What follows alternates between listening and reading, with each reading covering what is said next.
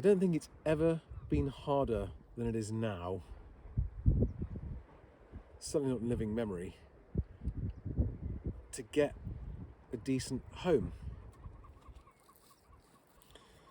Whether you look at the national figures to look at the average earnings compared to house prices, or whether you hear individual people talking about how hard it is to find a home to buy. And yet, having a decent home is the most basic requirement for anyone in life to have any chance of building a decent life. And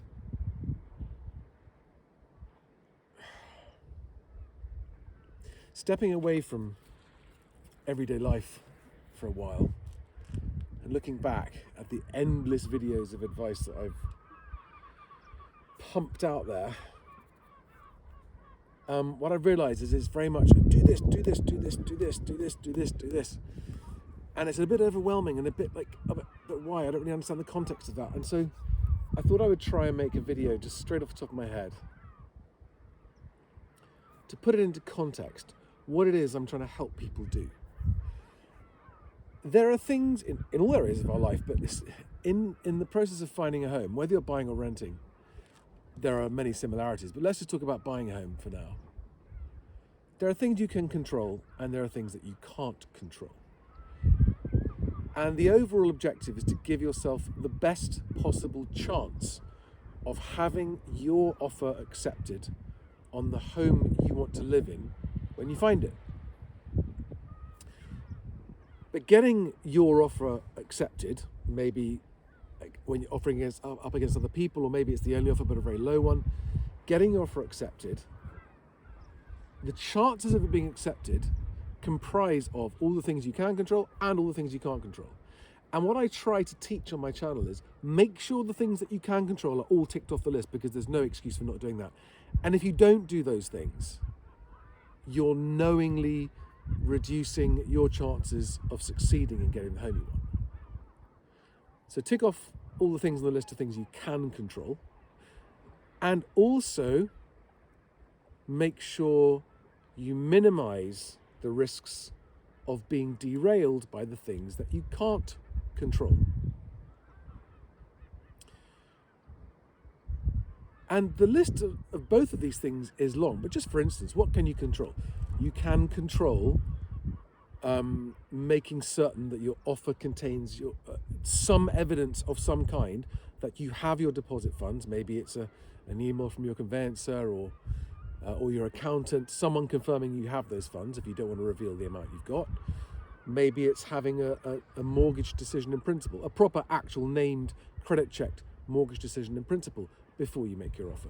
These are things you can control. Maybe it's having your conveyancer selected.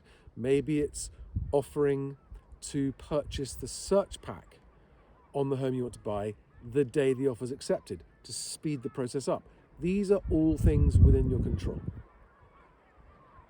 Things that are outside your control are the conduct of the agent, the position of the seller. You can't control whether the seller is someone that has an option to move or not move, depending, or whether they're someone that has to move. You can't control the attitude of the seller. You can't control the seller's timeline. You can't control whether the seller needs to find another house to move into before they can sell you theirs or not. These are all things that are outside your control. How well the agent recommends your offer. You have no direct control over it, but you have influence over it. And the bottom line is, if you can get into a home perhaps better than you expected, and or for less money than you expected, is it not worth making sure you've gone through the list of all the things you can control and done those for certain, and gone through the list of things that you can't control and done whatever you can to mitigate those risks? It just makes sense if finding a home that you're happy to live in is important. And it's a minefield. Is your mortgage broker trustworthy or not? Have you got a reliable conveyancing firm, or have you got an unreliable one that's not charging enough and is going to fail you on your transaction when complications arise with the property and waste your time and money? These are all choices you have to make. You have a choice before you inquire on the first property you want to go and view with. So that day that you send contact, or you send information, or you contact the estate agent who's listing the house you want to see, you have control over whether or not you choose to have your mortgage and your conveyancer ready before that day.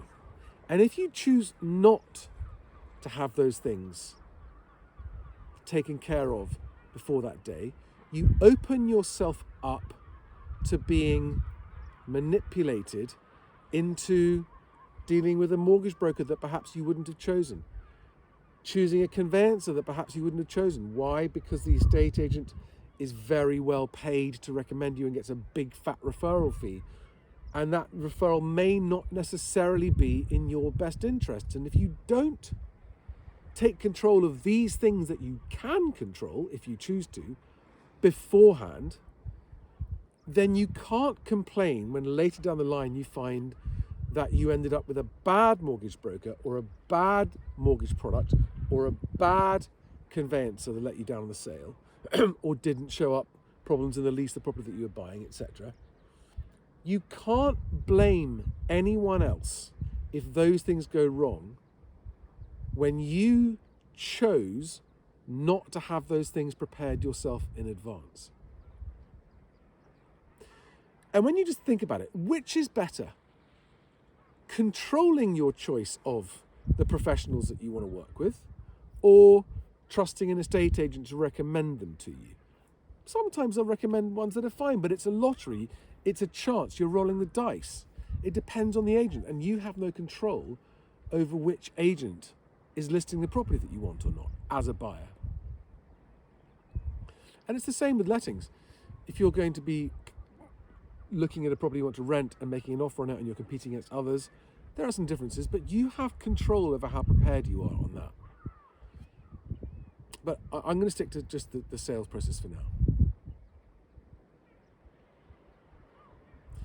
So the point I want to make is that I think the best thing a first-time buyer can do, and this is specifically aimed at first-time buyers, because if you're buying and selling, that's a different approach. The same principles apply, but slightly different approach. If you're a first-time buyer, you are everything you're doing, every decision you make, every decision you choose not to make, you're working towards the day that you want your offer to be recommended by the agent who's listing the property to the seller.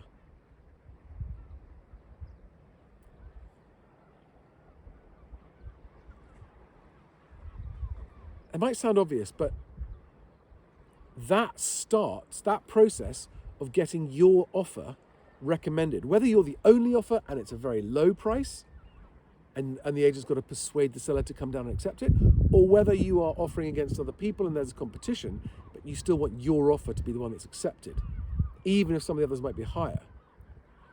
It's 100% down to you and no one else how well prepared you choose to be the day that you make that offer. And what most people do, and it's literally 90% of buyers do, is that they just call up the agent without anything ready, go and view a property without anything ready, and make an offer of an amount.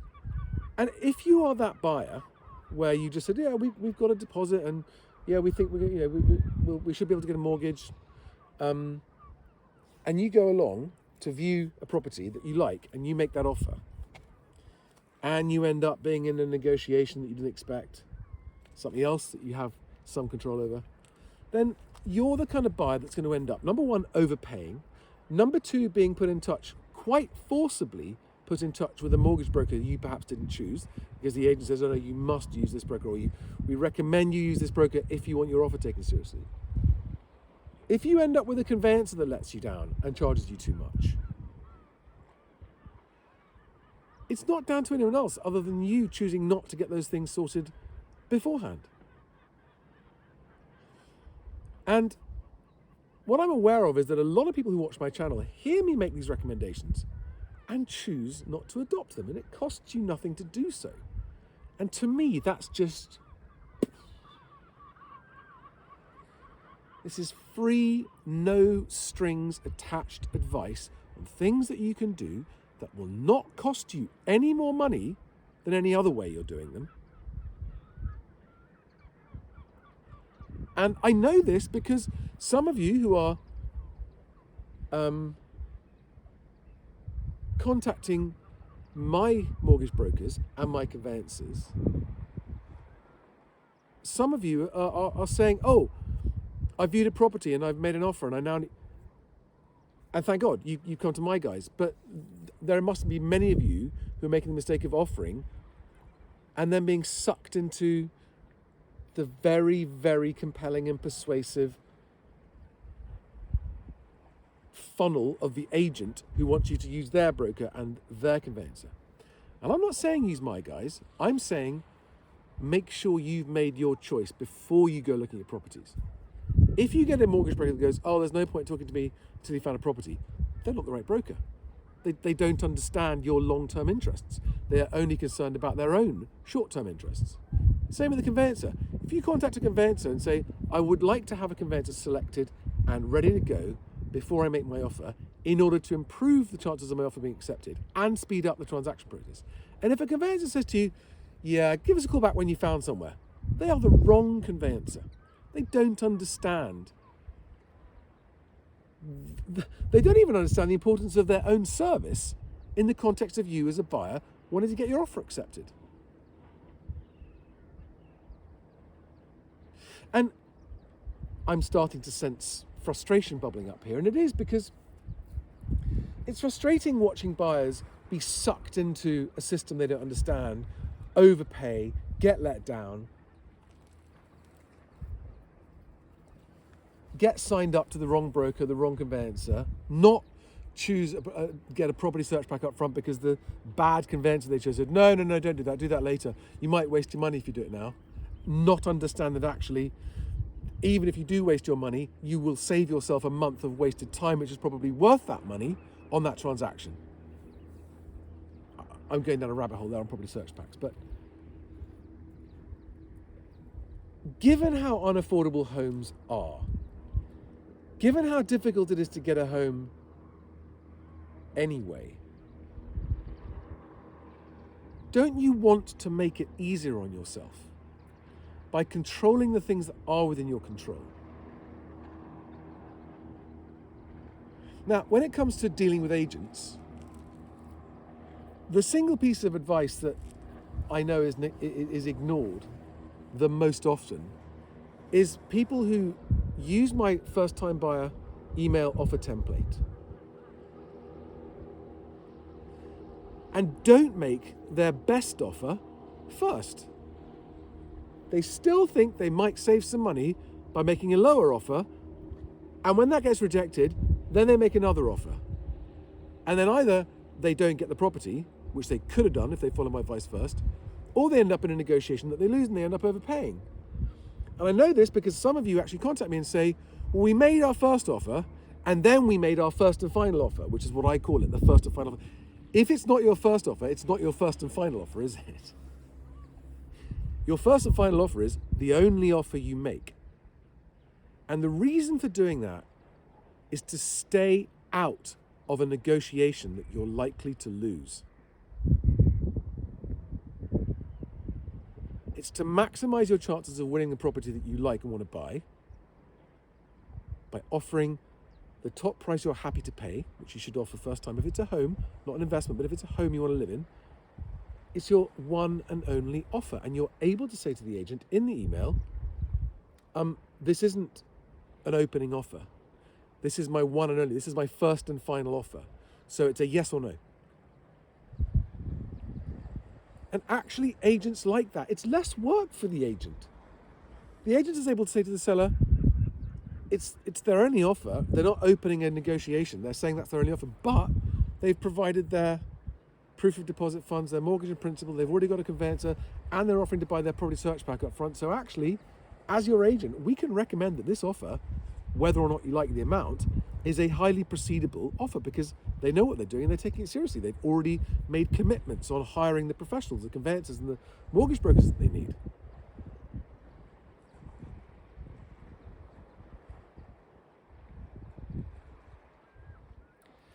If you, as a first-time buyer, buying with a mortgage, or as a first-time buyer buying cash, if you're using my cash offer template, because these templates, as you know, are free to use. They're on my website.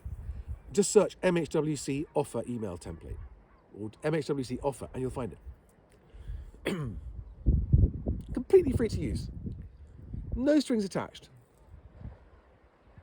If you choose not to follow the guidance and advice in that offer email template, and then you don't get the property, ask yourself why you thought it didn't make sense to do what I suggested.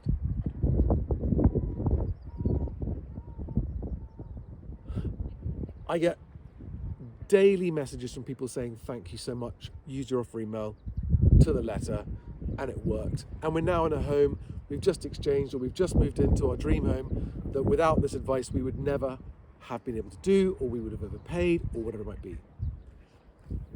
But I get so many others saying, hi Charlie, can you help out?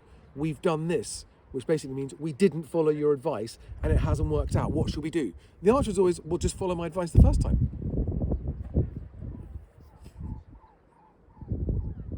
Anyway, I don't know if this is a helpful video or not. I want to help people who want to get a home, and I want to help you avoid the pitfalls and get your offer accepted the day you find that property that you want.